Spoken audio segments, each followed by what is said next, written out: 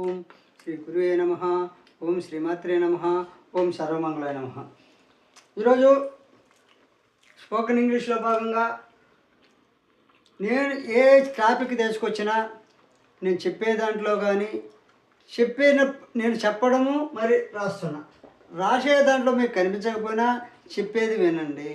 చెప్పేది మీకు సరిగ్గా వినిపించకపోతే రాసింది చూడండి. ఈ రెండు కంపేర్ చేసుకొని మీరు నిర్ణయాలు తీసుకొని స్టడీ చేయండి. నేను ఏ బుక్లో లేకుండా 4-5 బుక్లు వెరిఫికేషన్ చేయకుండా చివరికి ఏది మంచిదో ఆ మంచిదానాన్ని ఆ మంచి యొక్క వర్డ్స్ని కానీ సెంటెన్స్ కానీ గ్రామర్ కానీ ఇవి ముందుకు తీసుకొస్తున్నా. ఈరోజు కాంట్రాక్షన్స్ అంటే ఏంది? కాంట్రాక్షన్స్ అంటే ఏంటంటే 2 పదాలను ఒకటిగా రాయడం. ఎగ్జాంపుల్, కాంట్రాక్షన్స్ అంటే 2 పదాలను కలిపి ఒకటిగా రాయడం.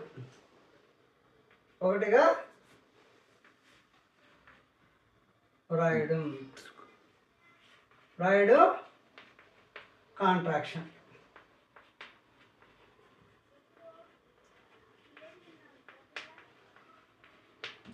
రెండు పదాలను కలిపి ఒకటిగా రాయడం అనేటువంటిది కాంట్రాక్షన్. ఫర్ ఎగ్జాంపుల్, విఆర్ అనే 2 పదాలు ఉన్నాయి. విఆర్ అనే 2 పదాలని మనం ఏం చేస్తాం?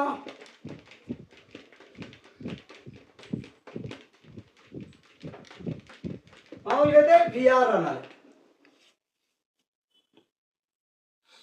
విఆర్ అనే పదాలని కలిపి విఆర్గా రాస్తాం. చూడండి, విఆర్. అయితే ఒక్కొక్కసారి ఈ పదాలు ఈ విధంగా రాయడం కుదరదు. ఎందుకంటే ఇప్పుడు ఈజ్ అనేవనుకో, కొన్నిసార్లు హీజ్ అనాలి, కొన్నిసార్లు హ్యాడ్ అనాలి.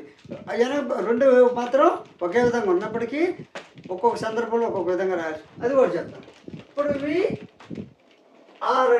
విఆర్ అనేటువంటిది విఆర్ అనేది ఎట్లా రాస్తాం.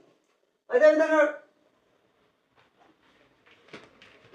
డూ అనే పదాన్ని, నాట్ అనే పదాన్ని, డూ నాట్, ఈ 2 పదాలు తీసుకుంటాం. డూ అనేది నాట్ అనే 2 పదాలు తీసుకుంటే మనం do not,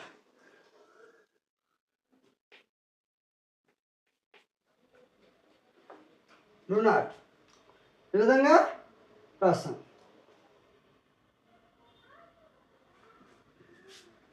do not, don't.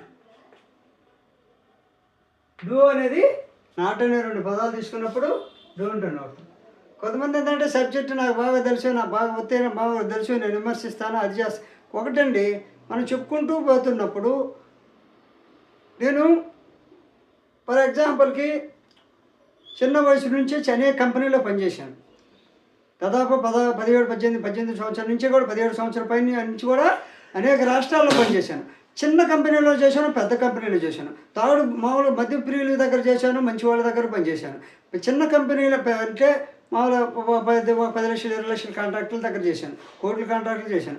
L&T మీకు తెలుసో తెలీదు, ఎల్ఎన్టీ కంపెనీలో లాస్ట్ నన్ను 2 Pro, ఈ కంపెనీలో కూడా ఒక 3-4 నెలలు పనిచేశాను. ఎందుకంటే నేను మామూలుగా నాకు బయట పోవడం ఎక్కువగా పోయేది. ఈ విధంగా ప్రైవేట్ కాంట్రాక్టర్ అంటే ఎప్పుడైనా మనం రావచ్చు. ఇలాంటి కంపెనీలు చేరినప్పుడు బయట చాలా దూరం పోవాలి. మధ్యలో వాళ్ళకు వర్క్ అలాట్మెంట్ చేసిన తర్వాత ఒకసారిగా రావడం మా బాధ్యతలు. ఈ ఎల్ఎన్టీ కంపెనీ అనే దానికి నా అవసరం వచ్చింది. ఆ రోజు ఆ వర్క్లో ప్రైవేట్ కాంట్రాక్టర్ దగ్గర నుంచి వీళ్ళకి నా అవసరం వచ్చింది.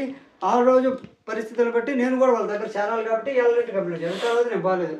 మామూలుగా ఫ్రెండ్స్ అక్కడ ఉండే వాళ్ళు కలకత్తా పోతారా, అక్కడ పోతారా అని చెప్పారు, కానీ నేను పోలేదు. ఎందుకంటే ఈ ఎల్ఎన్టీ కంపెనీలో ఉద్యోగం చేయాలంటే మనకి ఎవరైతే ఇంజనీర్ ఉంటారో ఆ ఇంజనీర్ని మనం బేస్ చేసుకోవాలి. ఆ ఇంజనీర్ని బేస్ చేసుకుంటే తప్ప మనం పోలేం. అడిగి వీళ్ళు మామూలుగా ఎల్ఎన్టీలో పనిచేస్తే సర్టిఫికేట్లు ఇస్తారు. ఆ సర్టిఫికేట్ అతను హెడ్ ఆఫీస్కి పోతే ఇప్పుడు వర్క్ అలాట్ చేస్తారు అది ఎల్ఎన్టీ. కాబట్టి ఈ కంపెనీలో అంటే చిన్న కంపెనీ నుంచి పెద్ద కంపెనీ వరకు పనిచేశారు. ఈరోజు ఏందా ఈ వీడియోల ముందుకు నేను ధర్మంగా బతకాలనుకున్నాను, కానీ అంటే ఇన్ని కంపెనీలో పనిచేసిన నేను సమాజంలో వ్యక్తుల గురించి ఇప్పుడు ఆ పాలమిస్ట్ శాస్త్రాన్ని మీకు చెప్తున్నాను. పాలమిస్ట్ శాస్త్రాన్ని నేను చెప్తున్నప్పుడు ఏ రోజు కూడా అస్తజ్యోతిష్యుడిగా ముద్రపడించుకొని తిరగల. ఆ శాస్త్రాన్ని ఎందుకు చెప్పించుకుంటాం అంటే ఈది దగ్గర నుంచి రోడ్డు దగ్గర నుంచి పునఃస్థానం వరకు శాస్త్రాన్ని తప్పుదో పట్టించే వాళ్ళని నేను చూశాను. వాస్తవాలు వేరు, చెప్పేది వేరు, వాళ్ళు క్యాచ్ చేసుకునేది వేరే విధంగా. కాబట్టి హస్తరేఖ జ్యోతిష్యం అనేది నిరంతర ప్రక్రియ, ఒక సూచనాత్మకమైన శాస్త్రము. అంటే ముందుగానే మన సమస్యను గుర్తించి, మన దోషాలను గుర్తించి జాగ్రత్త పడేదానికి మన సంసారాన్ని, మన వ్యాపారాన్ని, మన కుటుంబాన్ని జాగ్రత్త చేసుకోవచ్చు. కాబట్టి కానీ అయ్యా మాకు ఇన్ని చేస్తారు, ఇన్ని రెమెడీ చేసినా కాలేదంటే నేను మన వీడియోలు చెప్పిన బస్సులో 10 మంది ఉన్న, ఒక 50 మంది ఉన్నప్పుడు ఒక వ్యక్తి ఫుల్ డ్రింకరో లేకపోతే ఆంతకుడో లేకపోతే ఇంకోటి ఉన్నప్పుడు ఆ వ్యక్తి ప్రభావం అనేటువంటిది అప్పటికప్పుడు అందరి మీద వచ్చి పడి అందరూ బస్సు బస్తా పడి పోతూ ఉంటారు, చూసాం. అయితే ఇంకా అదృష్టవంతులైతే కొంతమంది బతుకుతారు. అదేవిధంగా మనం ఎన్ని రెమెడీలు చేసుకున్నా ఆ ప్లేస్ను, ఆ ప్రాంతాన్ని కొంత దూరం చేయాలి. అందుకని చాలా అప్పట్లో ధ్యానం చేసుకునేవాళ్ళు. ఉన్న ప్రాంతాన్ని వదిలి జ్ఞానం పొందడానికి దూరంగా పోయి ఒక చెట్టు కింద కూర్చొని ధ్యానం చేసేది. ఎందుకంటే అక్కడ వాతావరణం బాగలేదు కాబట్టి అక్కడ ఉపాసన చేసినా ఫలించదు కాబట్టి అడవుల్లోకి, ఆశ్రమాలకు పోయి ఉపాసన చేసేవాళ్ళు. కాబట్టి ఈ శాస్త్రం అనేటువంటిది మనం చెప్తున్నప్పుడు ఇప్పుడు ఈ విధంగా చెప్పావు, డూ ప్లస్ డూ నాట్ అంటే డోంట్ అని చెప్పావు. ఇప్పుడు నేను మామూలు చూడండి, అనేది పెట్టకపోయినా విమర్శిస్తాడు. అంటే మనం రాయిని మనమే తట్టుకొని మనమే తిడతాం. మనం చెప్పేటువంటి విషయంలో సలహాలు సూచనలు ఇవ్వాలే కానీ ఇప్పుడు ఎవరిని మనం ఒకరిని చేసే హక్కు మనకు లేదు. కానీ సలహాలు సూచనలు ఇవ్వాలి. తర్వాత మనం ఇంకా టైం బాగుంటే ఇప్పుడు నేను మామూలుగా ఒక 6 నెలలు ఒక అబ్బాయికి చదువు చెప్పిన, రూపాయి ఇవ్వాల. 6 నెలలు ఎన్ని క్లాసులు చెప్పాను? 6 క్లాసులు 6 నెలలు చెప్పి 7వ తరగతి పాస్ చేయించాను. 1996 పరిస్థితి నేను చెప్పేది. అంతే. ఎందుకు నేను చెప్పాను? కొందరు చదువు చెప్తే అబ్బద్ది, కొందరు చదువు ఎంత చెప్పినా అబ్బదు, అంతా ఫెయిల్ అయిపోతారు. ఎందుకంటే మంచి మనసు లేని వ్యక్తి, ధనవ్యామోహం ఉన్న వ్యక్తి చదువు చెప్తే ఆ పిల్లోడికి చదువు రాదు, వచ్చినా అది ఉపయోగపడదు. ఇతను మంచివాడు, ఈ లక్ష్యం బాగా జాతకం ఉంటే తప్ప. కాబట్టి ఈ విధంగా చదువు వచ్చిన వాళ్ళు, పాస్ అయిన వాళ్ళు, ఒక సబ్జెక్టు మీద నిష్ణాతులైన వాడు వ్యక్తి ఆ సబ్జెక్టులో ఇంపార్టెంట్ క్వశ్చన్లు పాస్ అయిపోయి మెరిట్ వచ్చేసి ఉద్యోగం వస్తుంది, లేదా రిజర్వేషన్ ఆధారంగా ఉద్యోగాలు వస్తాయి ఆ సబ్జెక్టులో. అట్లా కాకుండా మామూలుగా ఈ శాస్త్రాలు చెప్పేవాళ్ళు దానికి నేను ఎన్ని పుస్తకాలు చదువుతారో నాకు తెలుసు. ఒక్కోసారి మామూలుగా రాసేవాళ్ళు కన్ఫ్యూజ్ ఒకళ్ళు రాయడం ఒక ఇదే విధంగా అన్ని పుస్తకాలు చదివితేనే మనం రాయగలం. కాబట్టి ఈ స్పోకెన్ ఇంగ్లీష్ అనేది ఏదన్నా పొరపాట్లు ఇవ్వాలంటే సలహాలు సూచనలు ఇవ్వండి. అదే ఒకటి చాలామంది బోర్డు అన్నీ చేస్తాను చేయాలంటే నేను చెప్తున్నా, గత వీడియోలు చెప్పాను, యూట్యూబర్స్ యొక్క కష్టాలు చెప్పాను కదా. అలాంటి పరిస్థితులు ఉన్నప్పుడు ఒకరిని మనం ఏమి దేహిని అడగలేము. మనం సాయం చేయాలనుకున్నాం, మనం చెప్పాలనుకున్నాం. నేను ఇన్ని రాష్ట్రాల్లో తిరిగి వచ్చి కూడా, ఇంత కంపెనీలో పనిచేసి కూడా ఎందుకు నేను మీకు ఫ్రీగా చెప్తున్నాను? సమాజం చాలా ప్రమాదకరంగా ఉంది. సమాజంలో ఉన్న వ్యక్తులు నమ్మించి గొంతు కోసే స్థితిలో ఉన్నారు. కాబట్టి మనం ఆ పని చేయలేము. కాబట్టి ఈరోజు గవర్నమెంట్ ఉద్యోగం లేకపోయినా, గవర్నమెంట్ చదువు చెప్పే ఉద్యోగం గవర్నమెంట్ పరంగా రాకపోయినా నేను ఎందుకు చెప్తున్నాను? కోచింగ్ సెంటర్లు ఎందుకు పెట్టుకోలేదు? మనము 10 మందికి తెలియజేయాలి.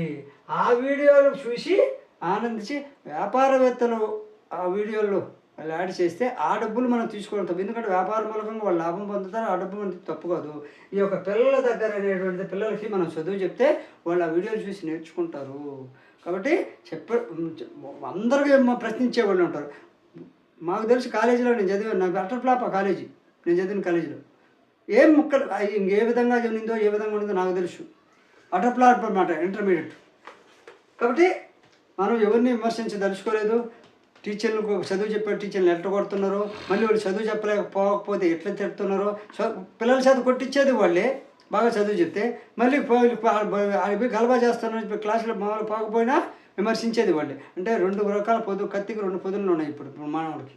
కాబట్టి ఏ రూపంలో ఉన్నా మనం మంచి చేయాలనుకున్నాం. నచ్చితే లైక్ చేయండి, షేర్ చేయండి, సబ్స్క్రైబ్ చేయండి. అదేవిధంగా కాంట్రాక్షన్ అనే దాని గురించి మనం చెప్పుకుంటున్నాం. చాలామంది పుస్తకం ఎందుకు చూస్తున్నాను? పుస్తకాలు చూడకుండా చెప్పగలిగేది కొద్దిగానే. పుస్తకాలు చూస్తే వ్యక్తిపై విమర్శలకి మనం తావు ఇవ్వకూడదని పుస్తకం చూస్తున్నాం. ఎందుకంటే ఏదో సొంతంగా చెప్పావా, నువ్వు ఎక్కడి నుంచి తెచ్చావు, వాళ్ళు చూడరు. ఈ పుస్తకాలని చిన్న బుక్కులు కూడా ఉన్నాయి నా దగ్గర ఇంగ్లీష్కి సంబంధించి. ఆ పుస్తకాలన్నీ వేరే చేసి ఆ పుస్తకాలు వాళ్ళు చూసి ఉండబారు. ఆ చిన్న పుస్తకాలు రాసేవాళ్ళు చాలా మేధావులు. పెద్ద పుస్తకాలు రాసేవాళ్ళ కన్నా చిన్న పుస్తకాలు రాసేవాళ్ళు చాలా మేధావులు. ఎతికి రాస్తారు. ఇంపార్టెంట్. అదేవిధంగా కాంట్రాక్షన్ రూపంలోనే మనం పదాలను ఎక్కువగా వాడుతున్నాం కదా. అయితే కొన్ని కాంట్రాక్షన్ రూపాలు ఏ విధంగా ఉంటాయో మనం చూద్దాం. ఇప్పుడు విఆర్ చెప్పాను, విఆర్ అనేది చెప్పాను ఒకటి. రెండు do not, don't. Do not అనేది డోంట్. ఈ విధంగా ఇది కాంట్రాక్షన్. విఆర్ అనే రెండు పదాలు కలిపితే విఆర్, ఇది కాంట్రాక్షన్ అంటే రెండు పదాలను కలపడం. అదేవిధంగా ఇంకొక పదం కూడా చూస్తాను. కాంట్రాక్షన్ రూపంలో పదాలను గుర్తించడం ఏ విధమైన కష్టమో, ఉదాహరణకి ఈజ్ అనే పదం ఉంది, పాస్ట్ పార్టిసిపుల్. ఇప్పుడు ఇంకొకటి చూడు, ఈ అనే పదం ఉంది, ఈజ్ అనే పదం ఉంది. ఈ రెండోలో ఏమవుతుంది, ఈజ్ అనేది ఇలా వస్తుంది. ఈజ్ అనేది కాంట్రాక్షన్ ప్రకారం అయితే ఇలా వస్తుంది. అయితే ఈ విధంగా పదం వచ్చిన తర్వాత పాస్ట్ పార్టిసిపుల్ అనే రూపాలు కానీ వచ్చినప్పుడు ఎలా చేయాలి? పాస్ట్ రూపం కానీ, ప్రజెంట్ రూపం కానీ, ఫ్యూచర్ రూపం కానీ వస్తే ఏం చేయాలి? ఆ వచ్చినప్పుడు చూడండి. ఇప్పుడు పాస్ట్ పార్టిసిపుల్ డన్ ఉంది, డన్ వచ్చింది, తర్వాత గేవన్ వచ్చింది. ఇలా వచ్చినప్పుడు ఇది ఈ కాంట్రాక్షన్ యొక్క రూపం సెట్ అవుతుందా? అప్పుడు మనం ఏం చేయాలి? ఇది వచ్చింది అనుకో, ఇప్పుడు సపోజు డన్ అంటాం, లేకపోతే గేవన్ అంటాం, దీన్ని గేవన్ అంటాం. ఇప్పుడు ఈజ్ డన్, ఈజ్ గేవన్ అనలేం కదా, ఇక్కడ మారాలి కదా వెర్బ్. అప్పుడు ఏం చేయాలి? ఇది తప్పు, ఈ విధంగా ఉండే పదం కాంట్రాక్షన్ రూపంలో తప్పు. అప్పుడు ఏం చేయాలి? ఈ హ్యాస్ డన్, కాబట్టి లేకపోతే గేవన్. చూడండి, కాబట్టి కాంట్రాక్షన్లో అన్నీ సెట్ కావు. రెండు పదాలను కలిపితే ఆ కలిపిన రూపాన్ని ఈ విధంగా రాస్తే కాంట్రాక్షన్ అన్నాము. ఆ కాంట్రాక్షన్ అనేటువంటిది అన్నిటికీ ఈజ్ డన్ అనేటువంటిది, గేవన్ అనేది తప్పు, ఇది రైటు, ఈ హ్యాజ్ అని వస్తుంది. కాబట్టి ఈజ్ అనేటువంటిది ఒక కాంట్రాక్షన్లో కొన్నిసార్లు ఉపయోగపడదు, గుర్తించలేము. కాబట్టి అదేవిధంగా నౌను ప్రొనౌను వచ్చినప్పుడు ఇదే విధంగా చూడండి, నౌను ప్రొనౌను, నౌను ప్రొనౌన్ వచ్చిందనుకో, అప్పుడు మనం ఈ పదాన్ని ఏం రాయాలి? ఈజ్ అని రాయాలి. నౌను ప్రొనౌన్ ప్రకారం అయితే ఈజ్ వస్తుంది. కాబట్టి అలాగే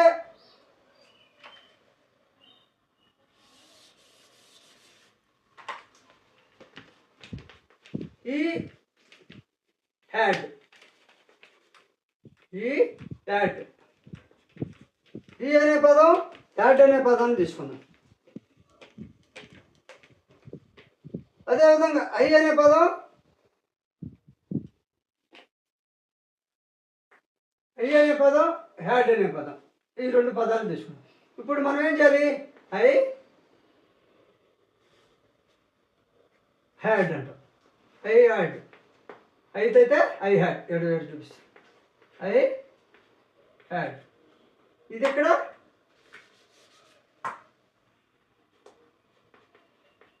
ఈ హ్యాడ్ అంటాం, ఐ హ్యాడ్, ఈ హ్యాడ్ ఇలా రాస్తాం. ఇలా రాసినప్పుడు పార్టిసిపుల్ అని డన్ను గేవన్ వచ్చినప్పుడు దాన్ని ఐ హ్యాడ్గా గుర్తించవలను. కానీ plain infinitive do, give, etcetera వచ్చినప్పుడు దాన్ని ఐ వుడ్గా గుర్తించాలి. ఇప్పుడు ఇక్కడ పార్టిసిపుల్ వచ్చింది అనుకో, దీనికి పార్టిసిపుల్ వస్తే I had given, right, okay. అదేగా పాస్ట్ పార్టిసిపుల్ వచ్చినప్పుడు ఈ విధంగా రాసామనుకున్నాం. అలా కాకుండా ఫస్ట్ పార్టిసిపుల్ వచ్చినప్పుడు ఐ హ్యాడ్ గేవన్, లేకపోతే ఇది ఈ హ్యాడ్ గేవన్, ఈ హ్యాడ్ డన్, ఈ హ్యాడ్ డన్ అని రాస్తాం. అలా కాకుండా ఏ బుక్, నౌను ప్రొనౌన్ వచ్చినప్పుడు ఏ బుక్కు, ఏ బుక్కు, ఏ డాక్టర్,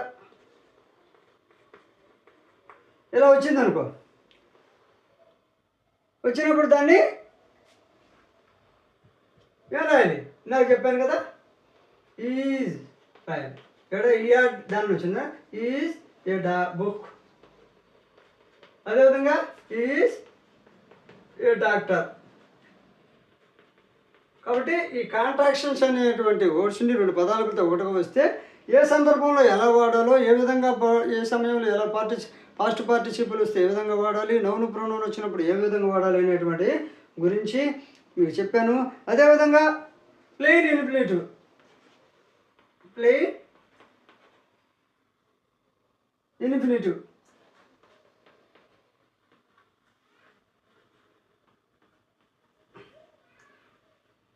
లేదు. ఇప్పుడు దీంట్లో plain infinitive do, give, plain అనేవి డూ, గివ్ ఇలా వచ్చినప్పుడు అప్పుడు ఏం రాయాలి, ఐ వుడ్ అని రాయాలి.